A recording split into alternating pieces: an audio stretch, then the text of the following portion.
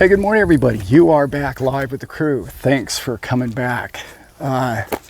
This morning, we have a great little fun story that you guys are going to I hope you always enjoy these stories. I lose a lot of people in the beginning of the videos because this doesn't get right to the point, but I'll try and get to it today. Today's a story about 2008-ish. There was a time when our country had finally decided that banking was too important. It was too big to fail. And what everybody on the public side of things said, well, what do you mean we're going to bail the banks out? Why don't we bail the people out? And then we could spend the money and the banks would end up with the money and eventually. It's not the way they went. They decided to bail out the institutions, which they did.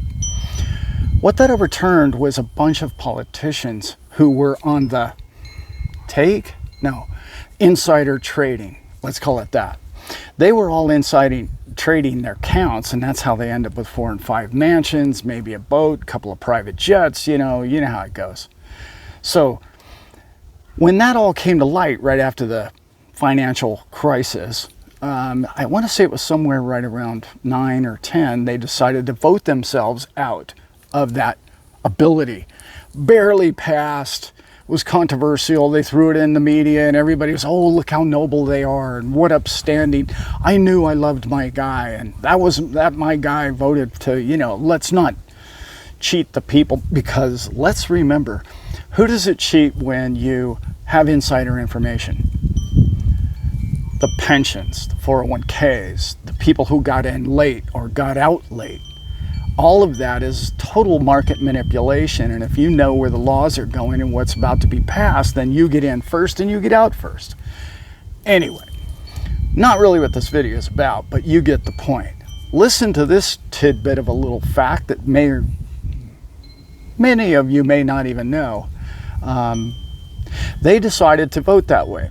I think it was less than 2 years. I'm not kidding you. They overturned that law. Yeah. Look it up.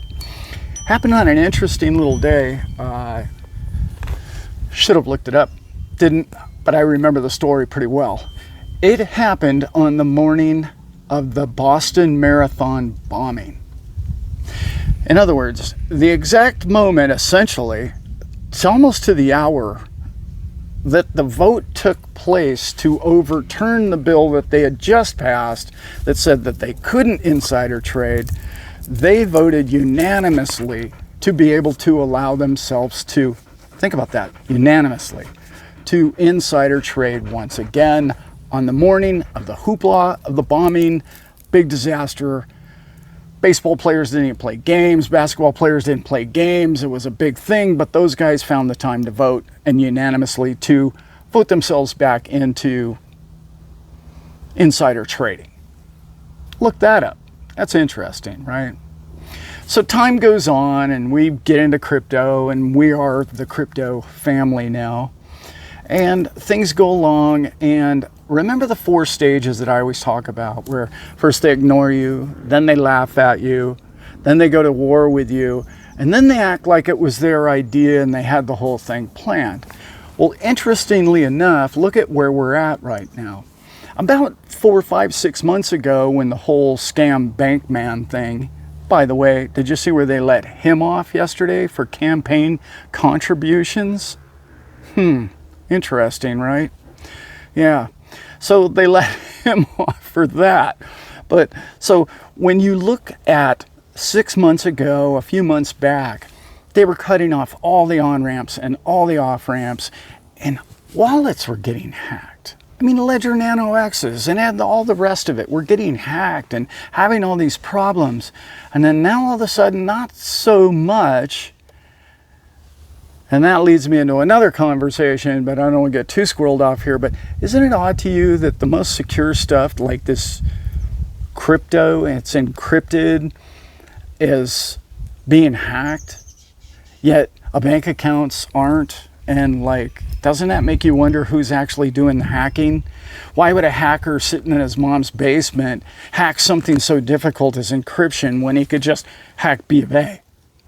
I don't know, I'm just throwing that out there. So if you look at where we're at, I think the war is kind of ending, because I just heard yesterday that Australia passed something, okay? Germany, we know, is already in. Swiss, all the EU already has legislations and rules and laws and regs. Let's look at the EU entirely. They've already been way ahead of this thing, and the UK is kind of following up, but the UK is even, they're outdoing each other, and they're competing for this new network of monetary growth and marketing, in which they're going to have inside information on, and they're going to know, and they're going to be able to manipulate markets, and they're going to do this because they're passing regulations. What have I said since day one on this show? In government speak and political speak, regulations mean, those who've been with me for a while, means manipulation. They're able to manipulate through regulation. Regulations have never, ever worked. Let's remember, Bernie Madoff was on the regulatory committee. Hello? Like, it's a way to make you feel good,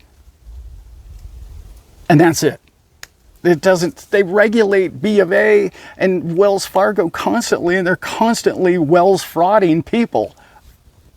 I don't want to get down too dark of a path here, because I like to try and stay optimistic about where we're headed. This is such a bull signal for me. It's like the big bat signal in the sky. This is a bull. Why? So this is a perspective that maybe you're not going to hear from other channels.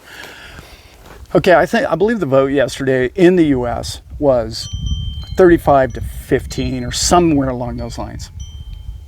You can put that down below. Whatever the number was, I can't remember, somewhere right in that range.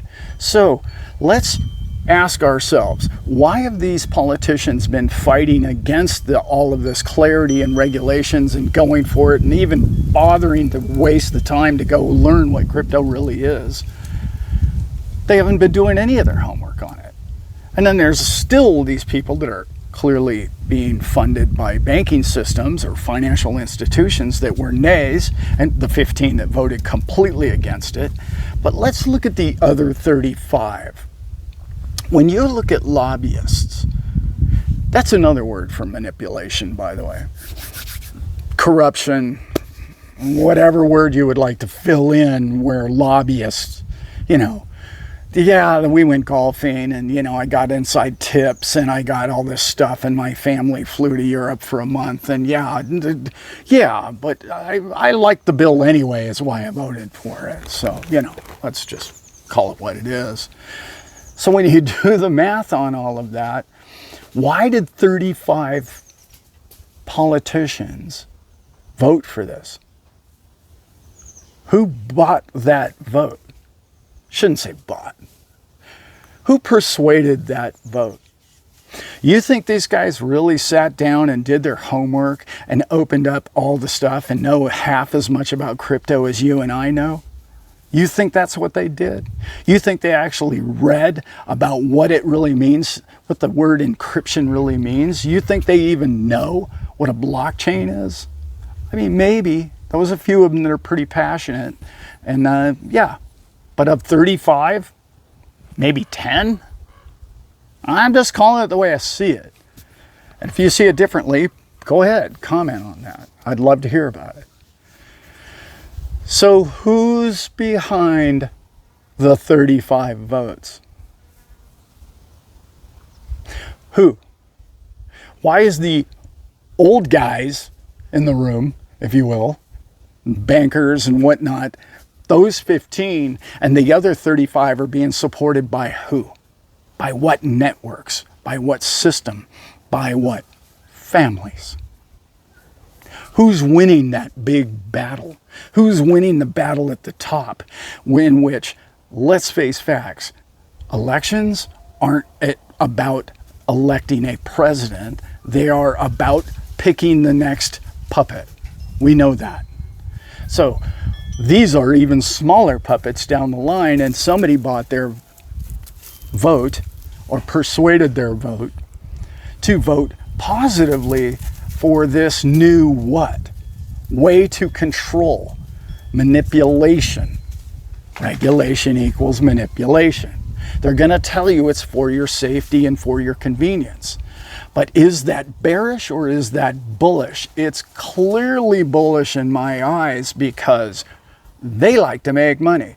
Whoever gave the green light and who is going to be stage 4 that I talk about all the time, who is, oh yeah, we knew that all the time. We've been involved in this for years and this has been our plan all along, and we think every 401k should have 10% of XRP or Cardano in it. We love that product, and they'll be on Bloomberg and they'll act like this last decade never even occurred. That's where we stand, guys. It's a beautiful place because you and I own the things that they're about to talk about. You and I own what the institutional money has been buying. I've been hearing through little, people that I hear things from. The inside's been in and buying. And they've found a way to not have it over the counter, right? So, also, I don't know if you guys saw the news about Lightning Network and the 2 people that I did a video about that a lot of people had a problem, in particular XRP people had a problem with. They're, like Jack Dorsey and Elon Musk, I don't believe that they're behind. No, they want XRP coin. Well, isn't it funny that those 2 guys asked for Coinbase to get a Lightning Network? Telling you guys, there's a war at the top, and the top is 2 sides, and the issue isn't which coin you have. The issue is, why don't you have a few of them, and why don't you diversify and understand the big players that be? And I know there's a lot of people that think that Bitcoin's going to zero. I get that. And a lot of people think that XRP is going to zero. I don't think either one of those are even humanly possible at this point. One man's opinion. And if you like that opinion, please like and subscribe, because my channel's really going up and I really appreciate it. And all of you have found a way to find me.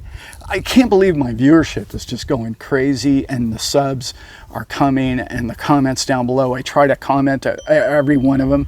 I know there's channels that get kind of bigger and then they never comment down below, and all you get is bots down there. I try and comment to all of you, and those of you who have been on my channel for a while, you understand that, you know that, so you see me in the chat down below. I have some really cool announcements coming up about our channel, and I think we're going to be getting bigger, and we're going to be on more platforms, and we're going to put ourselves out there more, because this kind of information about what's really happening in the background of crypto and the world that we live in is important to all of us. And with that, I am out, guys. Thanks for being here.